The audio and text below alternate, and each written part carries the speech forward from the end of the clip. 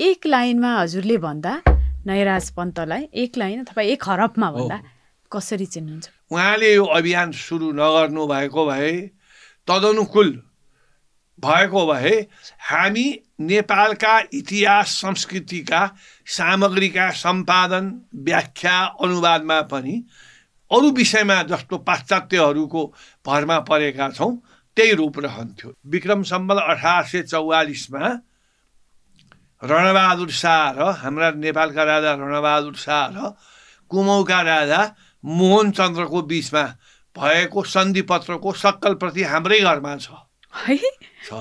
गिरमाण युद्ध विक्रमको 79 हात चान्चुनको कपडा लेखेको चिना पनि हाम्रै घरमा छ। मैले पनि देखेको विक्रम सम्वत 1824 आश्विन 15 गते सिन्धुलीको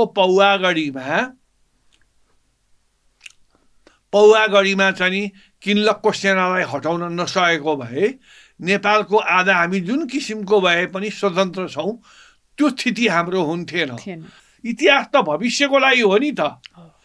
हाम्रा पिता पुर्खाले कुन काम राम्रो गरेछन् र उनीहरू सफल भए, यही हामी भनौँ न। सामान्य रूपले पृथ्वीनारायण शाहले जब यो सिन्धुलीबाट हटाएपछि किनलकले त्यो बेलामा वीरगञ्ज बन्या त थिएन। अहिलेको वीरगञ्जदेखि लिएर पर्सा, रौतहट, सर्लाही जम्मै कब्जा गरेर बस्यो। पृथ्वीनारायण शाह त्यहाँ आक्रमण गर्न गएनन्। पृथ्वीनारायण शाहले आक्रमण गर्न गएको भए अङ्ग्रेजी सेनाले ठुलो पिठो पारिदिन्थ्यो। 1-2 वर्ष बस्यो, उसलाई उप्याले पनि टोक्यो, रुप्याले पनि टोक्यो, ऊ चाहिँ भागेर छोडेर गयो। अब यतापट्टि त हामी त के भने भीमसेन थापाको पालामा त हामी टिस्टादेखि सत्तसम्म त थियौँ। माएको त त्यही बुटोल र सुराज हो। अरू बुढापाका भारदाले भन्या पनि अहिले छोड्दौँ, पछि बलियो भएपछि ल्याउँला। लडे 3 खण्डको 1 खण्डको मुलुक थियो। इतिहासले त हामीलाई ज्ञान दिने हो, गौरव गाउने होइन। धेरै मान्छे विद्वान छन्, धेरैले धेरै गरेका छन्। बुवा र उहाँहरूमा फरक के भनेदेखि उहाँहरू विद्याबाट पनि हुन्छ भन्नुहुन्छ।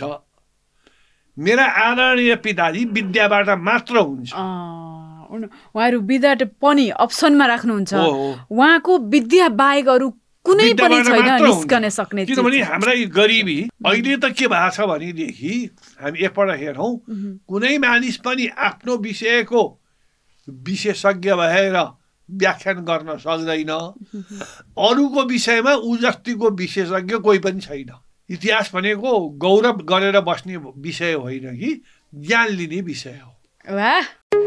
पोडकास्ट बिनु पोखरेलका साथमा सच्चा नै इतिहास जन्य घटना यो देशमा फैलिउन्।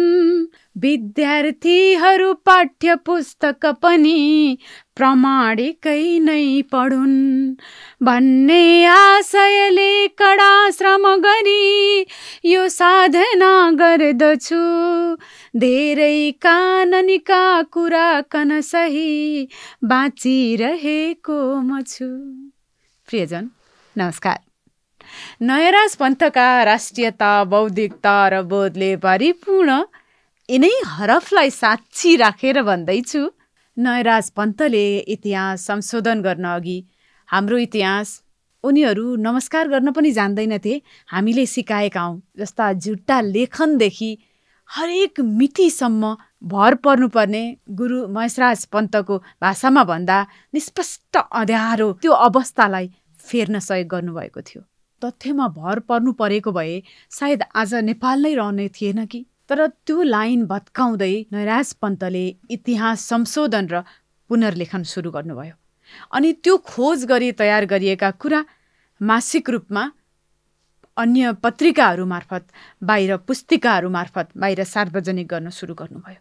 जुन पुस्तक प्रकाशनको निरन्तरता आज पनि गुरु महेशराज पन्तले यसको निरन्तरता दिइरहनु भएको छ। यो सबै हाम्रो लागि एउटा देशको सिमाना बनिए जस्तै नै थियो। किनकि जसरी नेपालका लागि पृथ्वीनारायण शाहले विभिन्न 2224 राज्यहरू जोडेर एक बनाउनु भयो र आज हामी एउटा नेपालको छाताभित्र छौँ, नभए त हामी चीन भारतका कुनै टुकडीहरूमा हुने थियौँ सायद।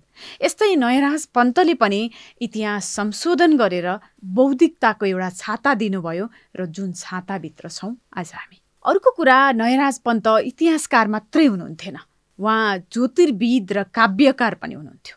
उहाँले वेदाङ्ग ज्योतिष र ग्रिसेली ज्योतिषको तुलनात्मक अध्ययन पनि गर्नुभएको थियो। उहाँ हुनुहुन्थेन भने पञ्चाङ्ग गणना पनि फेद्न टुप्पोको हुनु थियो भनेर महेशराज पन्तले को हुनुहुन्थ्यो नयराज पन्त भन्ने पुस्तकमा लेख्नु भएको छ। देशभित्र र देश बाहिरका मान्छेले पनि फर्स्ट सोक्रेट अफ नेपालका रूपमा चिन्छन्। आज हामी यस्तो व्यक्तित्वको बारेमा जान्दैछौँ कि जसलाई जानेन भने नेपालको इतिहास हामी केही पनि जान्दैनौँ।